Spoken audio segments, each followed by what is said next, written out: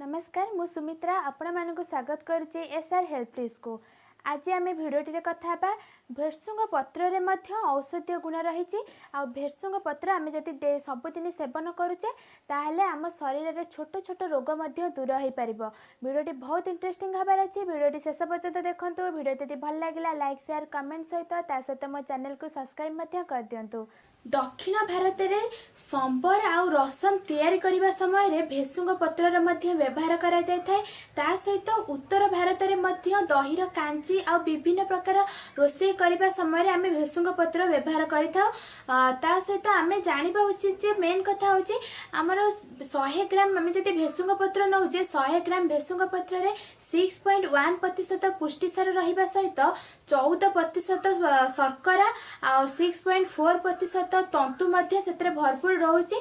तेणु आम सबू खाइबार जदि आम भेरसुंग पत्र व्यवहार करवा भेरसुंग पत्रर औषधीय गुण सबू जाक आम पाखक आसो। आमे जदि भेरसुंग पत्र सबुदिन व्यवहार करुचे सबुदिन ताकू सेवन करुचे ताहले आम शरीर थिबा फैट बा चर्बी अंश आम शरीर ह्रास होता है।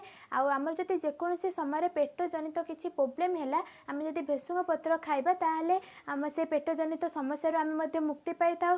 ता सहित भेरसुंग पत्र को आमर औषधीय गुण में औषधीय तैयारी करने समय भेरसुंग पत्र को बहुत व्यवहार करा जाय थाए। आम सबुदिन जदि भेरसुंग पत्र खाऊचे ताहले आमर शरीर थिबा पाचन शक्ति आमर बढ़ी था। भेरसुंग पत्र को आम नड़िया तेल सहित मिसाई ताकू कला हवा पर्यंत गरम करवा से तेल को आम जदि केश मूल मालिश करवा ताहले आम केश नरम आ चिकण हवा सहित टिके घन होता है। जहाँफल आम से तेल को आम जदि डेली व्यवहार करवा आम चुटीर केयर आम नहीं पारिबा। ता सहित आम डायबिटीज पेसेंट मानक जदि आम नियमित तांको 10टी लेखा भेरसुंग पत्र खाइबा दबा ताहले 3 मास डायबिटीज कंट्रोल होता है। केश झड़िबा सहित जदि केश धला पड़ जाउची किंबा केश पाची जाउची ताहले आम भेरसुंग पत्र डेली खाइबा सहित डेली खाइबा उचित। ता सहित जदि आम भेरसुंग पत्र को सुखाई ता गुंड को आम डेली व्यवहार करि परिबा। भेरसुंग पत्र आम खाइबा द्वारा आम आखिर ज्योति बढ़ी थाए। ता सहित आमर मोतिया बिंदु जोटा वयस्क लोक मानक मोतिया बिंदु होता है से मोतिया बिंदु न होबार बहुत प्रॉब्लम दूर हो जाए।